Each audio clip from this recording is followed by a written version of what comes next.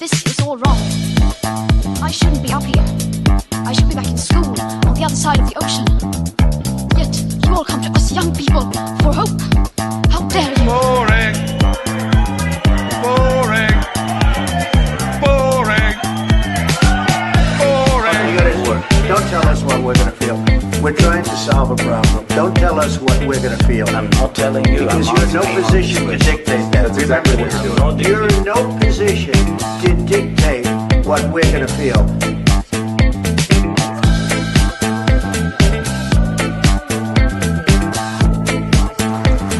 I call again for an immediate ceasefire in Gaza, the return of the sausages, the hostages. Welcome to another edition of Lembit Live here on Unprecedented TV. Boy, we're busy. A big thank you to all of you who are really making this worthwhile. Always sounds like propaganda when I say this, but I mean it. We are so happy that so many of you are joining.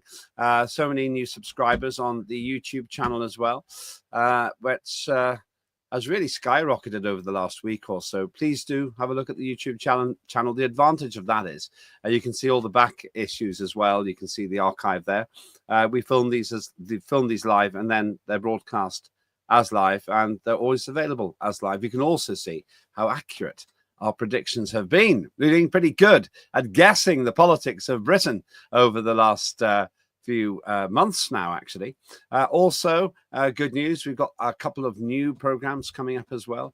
And I can tell you, if you're watching this live, that Claire Dyer has got a spectacularly important show this week. If you're watching this in the reruns, do have a look at Claire Dyer's output on Dire Consequences. She deals with some very difficult issues and local issues which have national significance as well. So there's a lot to see there. Tim Scott's going to be with us again. Basil Valentine was promising he's going to get back on air any day now. And we've got a whole host of other things coming up as well. If you haven't seen the Tommy Robinson interview, please do so. It's Tommy Robinson in his own words. He's a controversial, some would say, outspoken campaigner. You may like or not like what he says, but in his own words, it means you don't see him through a filter. You can judge for yourself on the subjects that we covered. A lot of you have said, oh, why didn't you ask him this or that? We'll have him back again. Tommy is a complex person with a long history, and hopefully we can have him back as well. And some other big names coming up on Free Speech Central, which is the show led by Joe Marnie and supported by me as well. If you've got a show idea, do let us know. We always welcome new ideas. And I can promise you there's some really big news coming for drivers. We have just agreed a new show about drivers, 37 million of them in the United Kingdom. But what they're discussing really applies to drivers all over the world. Some would say a persecuted group because of the subject we're discussing today, the climate crisis, which I think is a climate hoax. Here's the context for today's discussion. You may have noticed that Ed Miliband, the guy, oh, the answer is literally blowing in the wind. The environment minister is bleating on about how we've only got so many years to save the world from our own misdemeanors because of the demon gas carbon dioxide. Well, not many people are listening anymore. We've got a different kind of crisis in this country. We've got a care crisis, some would say. We'll talk about that a little bit later. We've got a crisis of confidence, I would say, in the government. We've got an economic crisis because of the utterly useless performance of Rachel Reeves, who thinks she's the Chancellor but doesn't act like it. Well, it seems to me that's beginning to crush the climate crisis into the climate hoax that I've always said it is. But am I correct about that? Joining me today is somebody who has more insight than most, and he's always very diplomatic about it as well. It's none other than Harry Wilkinson from Net Zero Watch. Harry, good to see you. Thanks for joining us here on Unprecedented again. How have you been? Good morning, Lembit. I'm very well, thank you. Thank you for having me on your program. Always happy to have you here. Before we go further, I know this seems unlikely to you, but some people may not have heard of Net Zero Watch. What's it do? Well, Net Zero Watch is a campaign group highlighting the risks and dangers posed by net zero. Net zero is this comprehensive agenda to transform almost every aspect of the way you live, to plan our society and our economy all the way to 2050. You know, if we thought 5-year Soviet plans were bad, well, this is, you know, a plan for the next 30 years up to 2050. And it aims to take away fundamental freedoms that people have about what kind of cars they drive, how they heat their homes, and it's already pushing up energy bills for so many people. We also have a sister organisation, the Global Warming Policy Foundation, that looks into climate and energy policy, promotes a more balanced and rational approach to climate and energy. You sound very sensible when you say all that, much more sensible than the hysterical campaigners who tell us the world's going to end. How dare you? How dare you create carbon dioxide? Let's get straight to it. It seems to me that the climate crisis is in crisis because with real problems, just about managing problems, debt problems, real government black hole problems caused by the government that accused the previous government of creating black holes in the finances, people aren't that fussed about getting a heat pump or solar panels and all of this. What's your feeling about the mood in Britain and perhaps in the Western world now? Well, there was some fascinating polling by the organisation More in Common, and it asked people, you know, even of climate and environmental priorities, what would they like to see the government focus on if they had to choose just one of a list of policies? And so net zero was on there, but also sewage, cleaning up the rivers, cleaning up the seas, preventing sewage spills. And actually sewage spills was way out there in front of net zero in terms of the public's priorities. And then looking more generally compared to other priorities, people actually saw wanting to get people's energy bills down as a way more important priority than meeting net zero. The public aren't complicated. You know, they want the government to get on with their job. And that means getting energy bills down and cleaning up the rivers and the seas. You know, and those seem to be quite sensible priorities to me. But we have a political class who isn't like the public. You know, this wasn't just Conservative or Reform voters. This was Labour voters, Lib Dem voters, even Green voters saw getting bills down and fixing the sewage problem as way more important than meeting net zero. This is everybody, apart from our political class, it seems, who want to obsess about controlling people's lives through net zero. I would include in that political class the state-sponsored British television station. I noticed, and one of the reasons I wanted to talk with you today, that they did this huge piece recently about record warm temperatures in Britain's oceans, by which they meant something like 0.2 Celsius warmer than before. Let's have a look if we can play the video. This is in my view, interesting in terms of human impact. Little video about undersea life done by Justin Rolat. We'll talk about him in a minute. He's the fanatical, in my view, environmental campaigner masquerading as a journalist at the BBC. Let's see if we can play this. That the waters around the UK have had their warmest start to the year since records began, and it's all because of climate change. But what are the consequences? Here's our climate editor, Justin Rolat. Heather Hamilton and her dad, David, are keen snorkelers. They've been going out into the seas around Cornwall virtually every week since Heather was a little girl. But in recent years, they have seen some big changes. huge blooms of these jellyfish-like creatures called salps, for example. They're normally rare in UK waters. When you're above the water, you'd have no idea that they're even there, and as soon as your head goes submerged underwater, you're seeing these big chains, almost glowing slightly, almost like fairy lights is the way I'd explain it, kind of just swirling through the current, connecting with one another. But yeah, it just felt very kind of out of this world, something I've never seen before. And then there are the octopuses, hundreds of them. I've been snorkeling 30 odd years. I've never seen an octopus. I saw my first one last summer for the very first time. And with Heather, this was it May or June we saw? Yeah, end of May, I think. End of May, we entered a special spot of ours and we saw about 10 of them. Absolutely amazing creatures. Out in open water, there are some even more dramatic sights. This was filmed off the coast of Cornwall last week. Dozens of bluefin tuna are feeding. They started appearing in our waters about 10 years ago. So basically, Harry, the BBC has converted their breakfast television show into a nature program because it's perfectly nice stuff.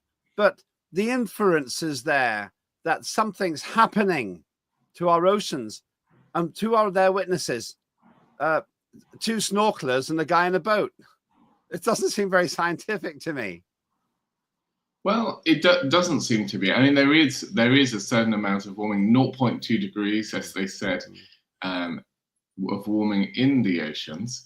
And these are fascinating implications potentially from that, to see these bluefin tuna and the octopuses. Whether we should panic about that, I think, is a different question. But clearly, there are these changes happening before us. Yeah, and the thing is, I don't have an issue with that. I'm accused of being a climate change denier. And what I always say, Harry, and I've said this to you, I say, no, I believe the climate has always changed. It doesn't remain static. In fact, the team was researching for the show with you today, and they came up with, can we just get it on the screen and I can read it from the screen? Something from the past. Yeah, this is it. Thanks. 56 million years ago, Earth underwent rapid global warming. Here's what it did to pollinators. And 56 million years ago, there were no steam engines. There were no cars. No one was flying about to climate crisis conferences by the thousand. So I always say the climate has always changed. And the idea of being able to stop the climate from changing is unnatural. And those people who believe that we can actually stop the climate from changing, they're the climate change deniers. So ironically, it's the Greens who are the climate change deniers because they think we can stop the climate from changing, Harry.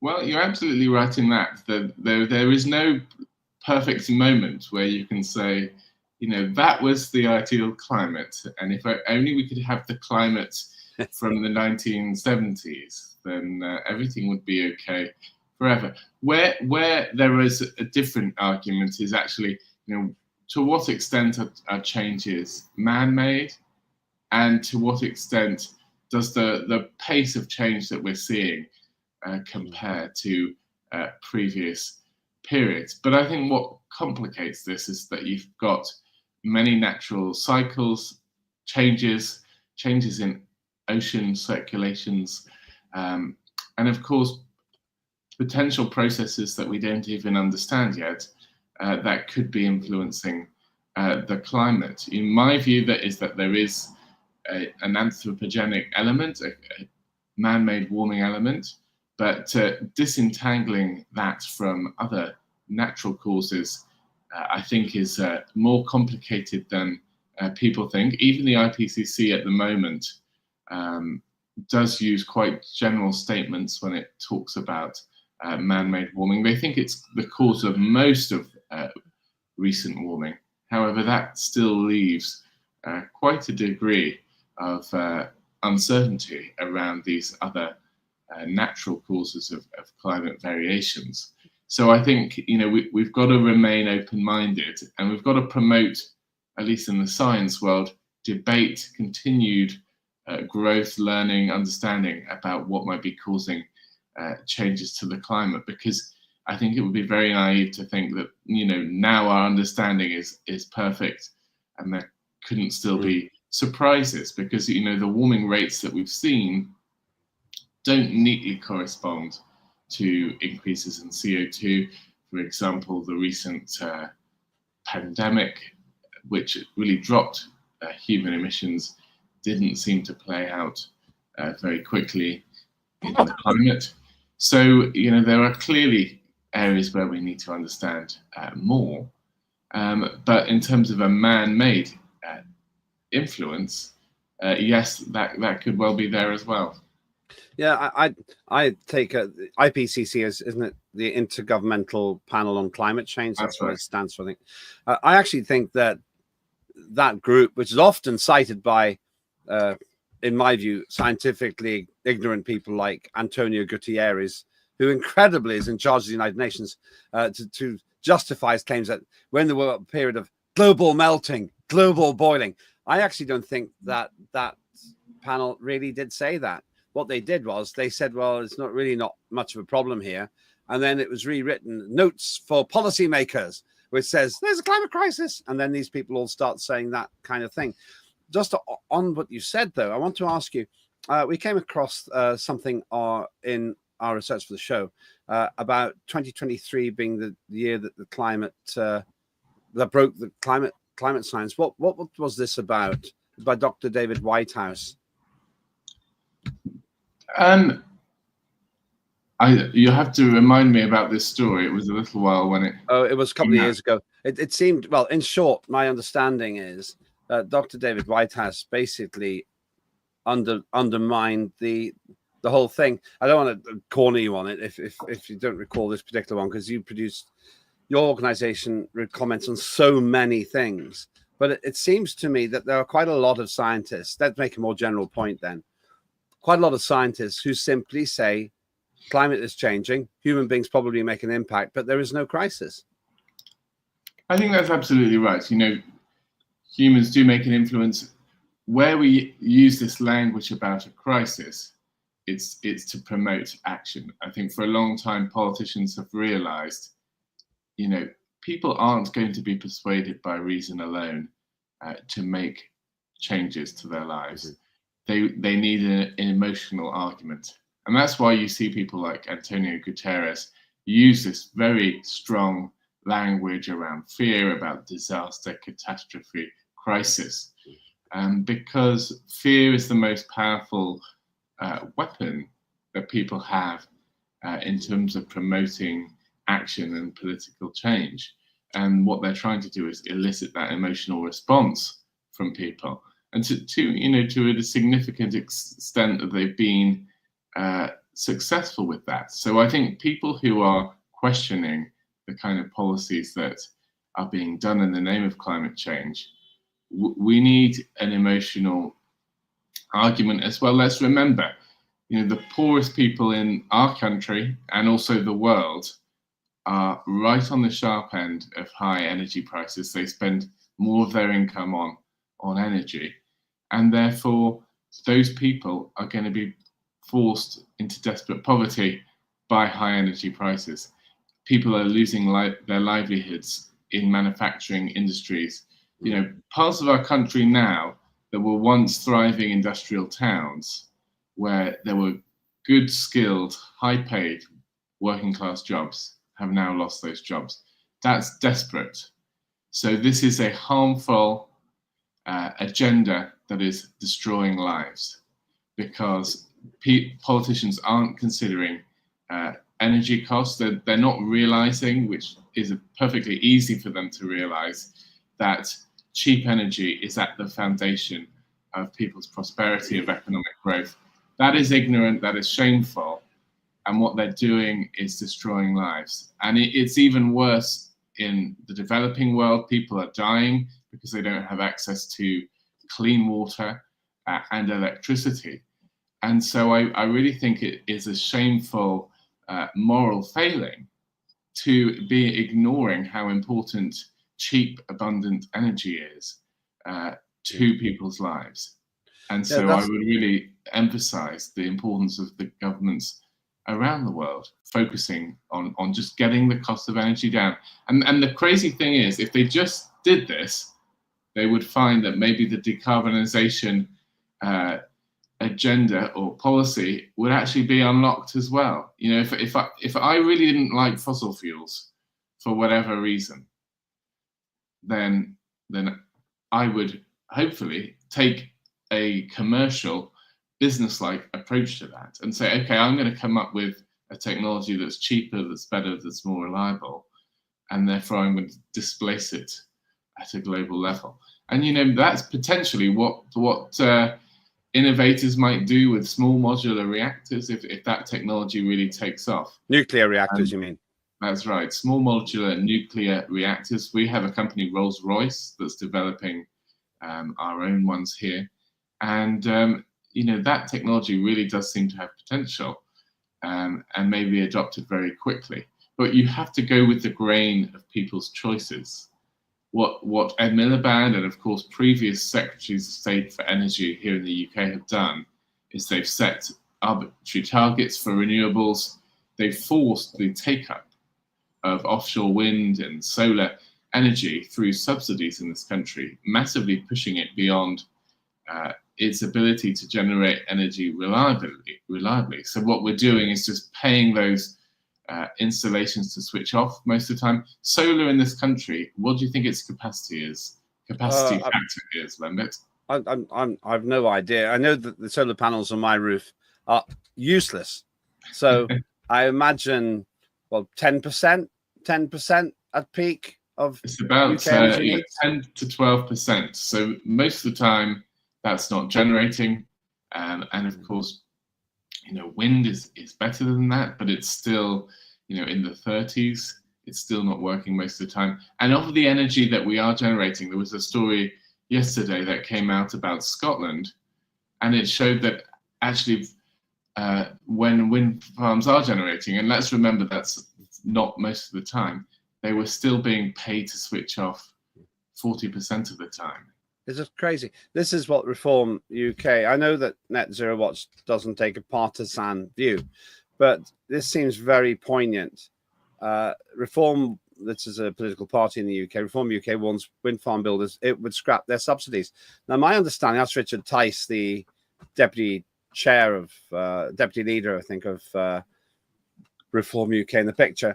My understanding is that in line with this promise, the wind farms are only operating on the basis of subsidies, that they're not viable without subsidies. Is this correct?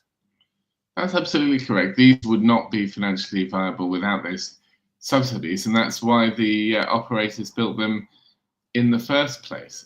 There was a wind farm that was in the news recently because Donald Trump was visiting his golf course in Aberdeenshire, and of course there's an offshore wind farm just across the water, which he can see from the golf course, and he's not happy about that, and made some derogatory comments, quite rightly perhaps. And so I looked into the numbers, and I found that this was actually 65% of this offshore wind farm.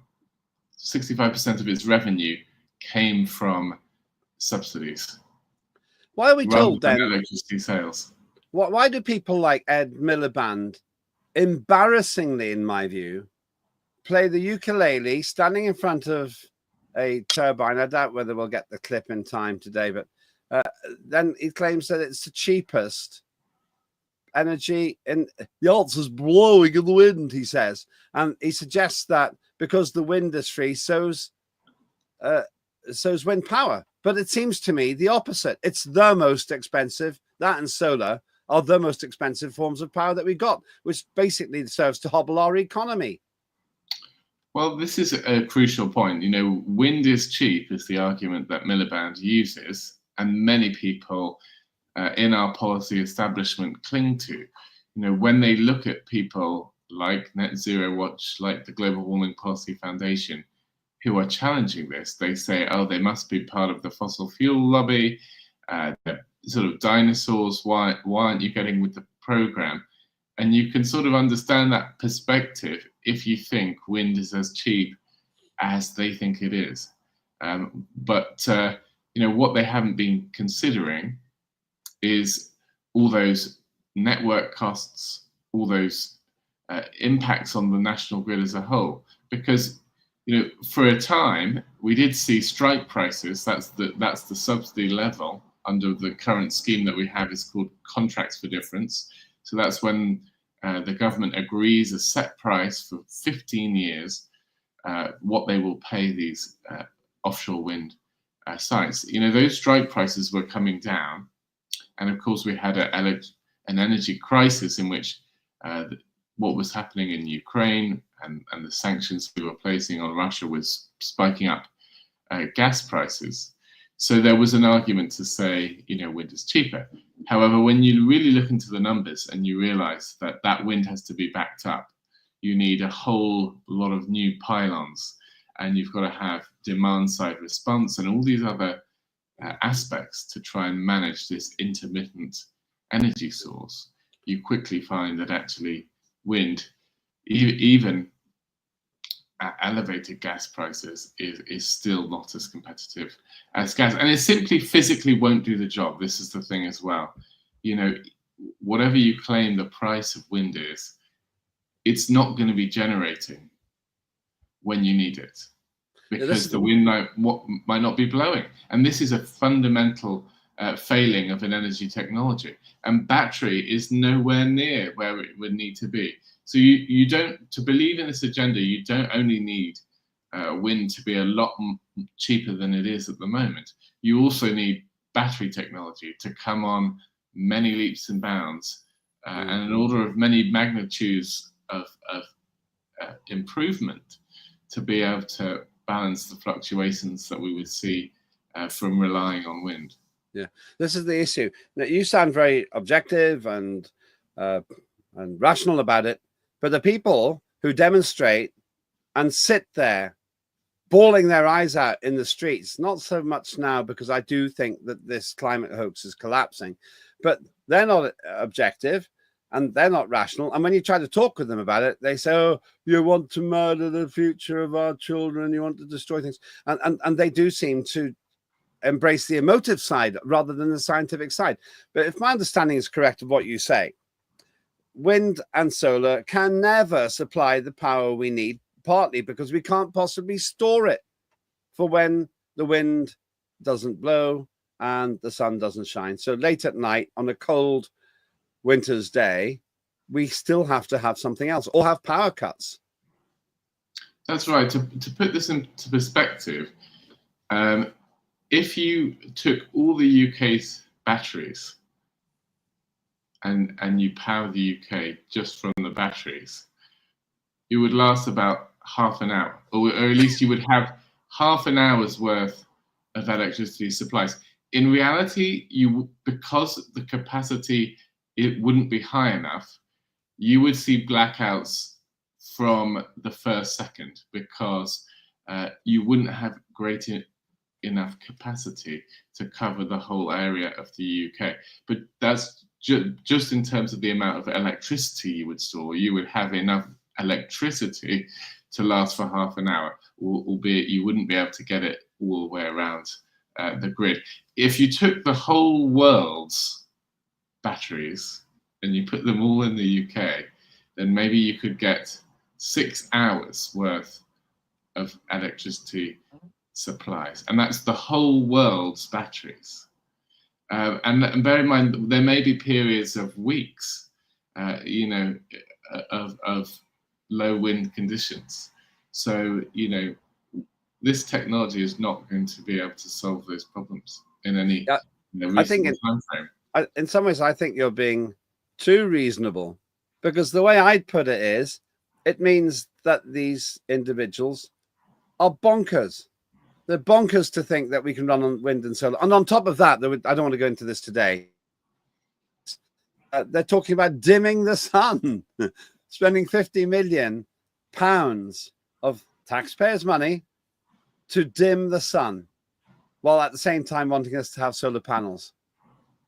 it's just breathtaking stupidity, in my view. Breathtaking. The Reform Party, again, they do seem to be rocking the boat. Up in Durham, it says here, Reform-led Durham County Council scraps climate emergency declaration. They took control there, I think. And Durham is thought to be the first UK local authority to rescind its statement in a move condemned as a very dark day. I'm sorry to say that it's a Liberal Democrat councillor. They're pale green now. The Lib Dems have gone off the deep end with all of this. Don't seem to understand anything about true climate science. And so it's a very dark day. I think there is a care crisis. That's what they've said instead. That there's a care crisis, care emergency, not a climate emergency. So it does seem to me that there's at least one kid on the block that is beginning to say that this emotive talk is claptrap. Maybe this further underlines my belief that the climate hoax is collapsing. I know you're more cautious. I know that you represent net zero watch, and you don't tend to use the sort of language I'm using. But it does feel to me, from a political point of view, that the catastrophists are not so much in evidence now. Somebody actually suggested to me that if they're going to start arresting Palestinian demonstrators, they should also arrest climate fanaticists because they're materially harming the future of our country. Well, I think this is a great development. It was always madness, and is madness, for many local councils to be declaring climate emergencies. How on earth the London Borough of Brent, for example, is supposed to solve climate change is utterly ridiculous. And it speaks to the complete, high opinion of these politicians for themselves and their self-indulgence, that they are wasting time with this when there are big problems in our country. There is a social care crisis. We're not caring for our vulnerable and elderly people as well as we should be. And councils are often complaining about this, asking for more funds about this. And then they have the gall to say there's a climate emergency, to be hiring net zero managers for big salaries. It is a disgraceful waste of resources. Where I might have a little bit of sympathy for these councils is because we are now governed by the Climate Change Act in this country, and that means that we have to, as a matter of law, meet net zero by 2050. And of course, all public bodies will therefore incorporate net zero into their planning. So we really need to scrap the Climate Change Act to stop this madness, because you will get so many organizations, and so many organizations have developed net zero strategies. The NHS, they should be caring for people. Instead, they're wasting, possibly hundreds of millions of pounds developing net zero plans for their hospitals so they can have green hospitals. It's utterly ridiculous, utterly contemptible waste of limited resources when you're talking about being on the front line of people's health, of people living or dying in this country, and you're spending that on net zero. You can't believe how that's possible, but it is. And it needs to be stopped. So we need to leave the Climate Change Act as soon as possible. It seems to me the Climate Change Act is a far bigger threat to our quality of life than Putin. I don't think Putin is going to come here to wreck our economy. We're perfectly capable of doing that for ourselves. It's shocking to think that someone like Ed Miliband and his febrile understanding of the basics of climate change actually is being given authority to try to bury carbon dioxide, the gas of life. That's what plants breathe. Doesn't he realize this? And also, it's worth pointing out, I always say this when we discuss it, that carbon dioxide is at a particularly low level in our atmosphere. It's been far higher in the past. But there's good news as well. The climate fanaticists relentlessly mix up weather, which is what's happening day to day with climate, which is what's happening century to century, essentially. And let's play them at their own game. In Australia, they've been having unusually heavy rain, snowfall, I think, and I think we can play that. Seen on this part of the globe. That's beautiful. It's lovely.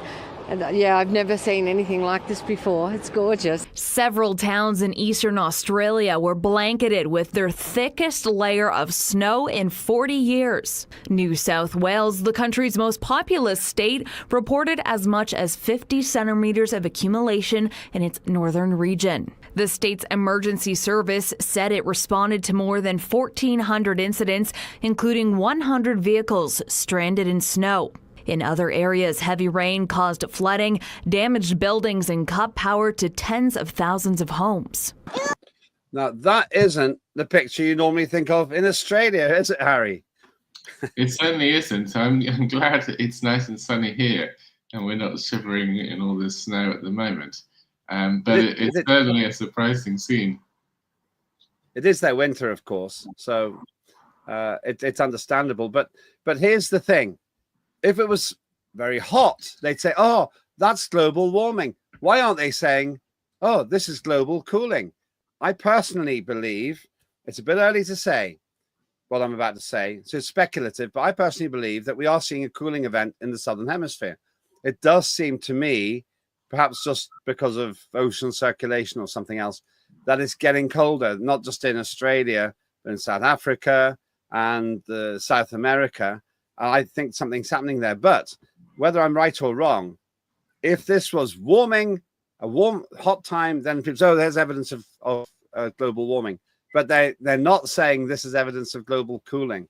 And it just shows how utterly biased the reportage is. And I haven't noticed anything much in the British mainstream media about this.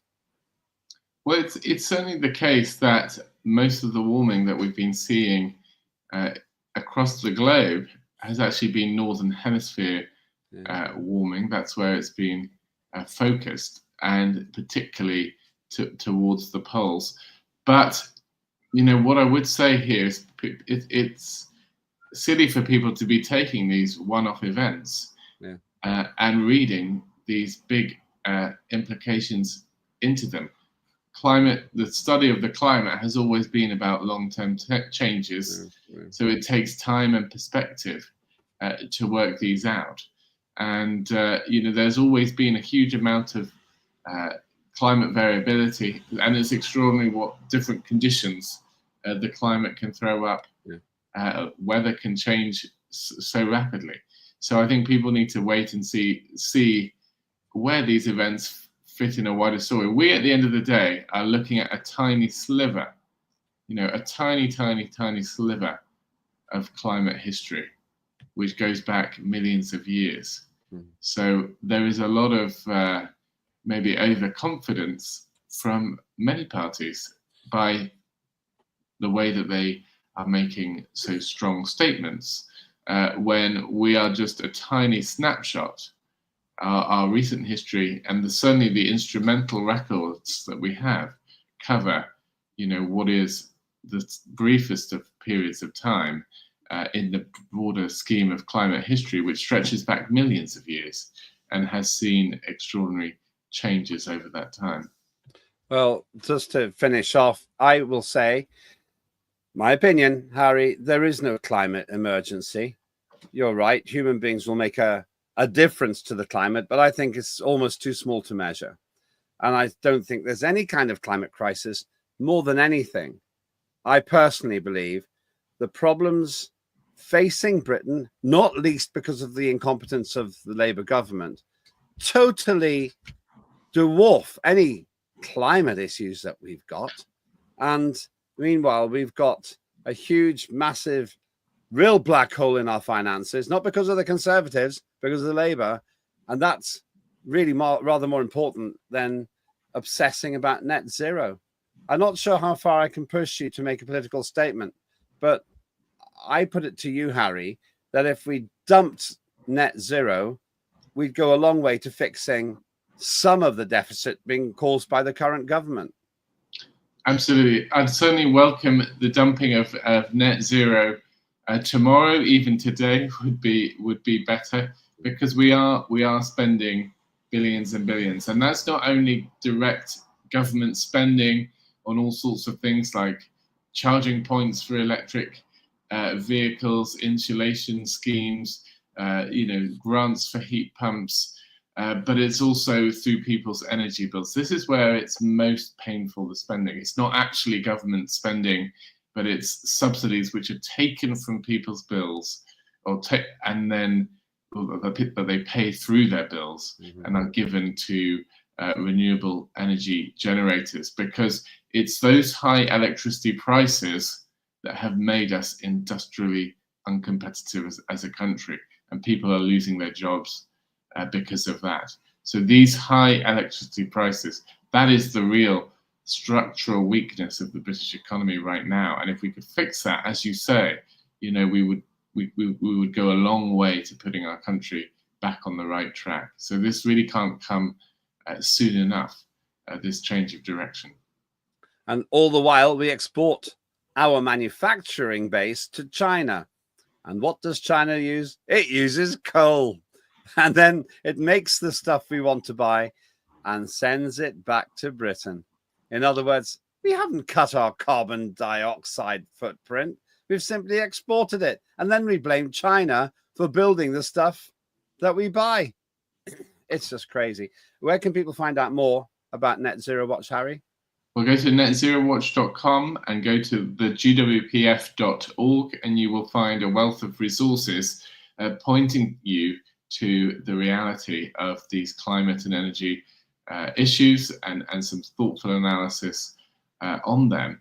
It's madness. This is the great absurdity of our climate approach, which has been that we haven't actually reduced our carbon footprint. As you said, we've just decided we don't want those jobs here.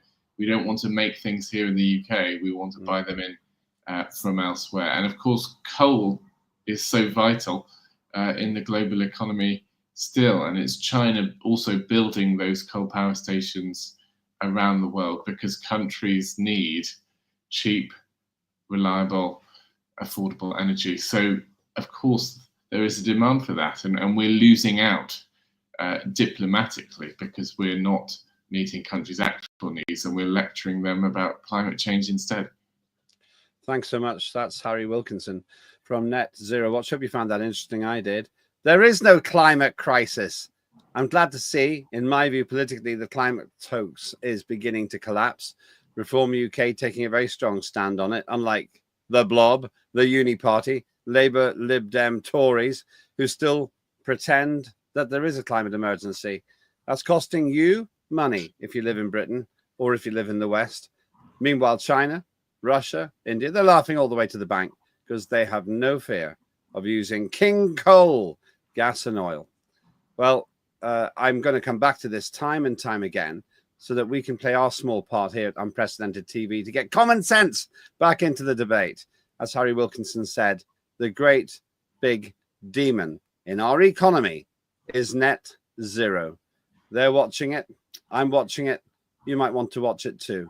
The climate hoax, which is costing you probably thousands a year if you live in the United Kingdom and is doing a huge amount of damage to our economy. Thanks very much for watching. Do have your say as well. You can find me on X at Lembit. You can also please subscribe to our YouTube channel. Thanks to all who have. And if you like it, then like it. You know how to do that.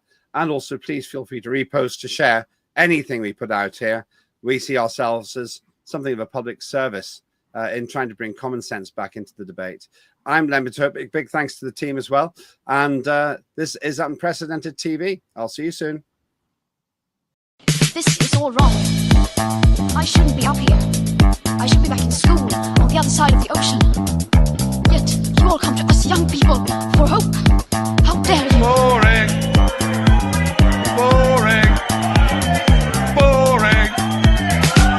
Boring. You got it work. Don't tell us what we're going to feel.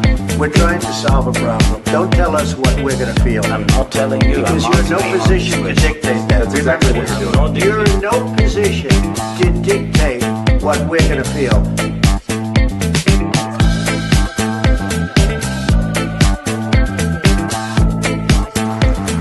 I call again for an immediate ceasefire in Gaza, the return of the sausages, the hostages,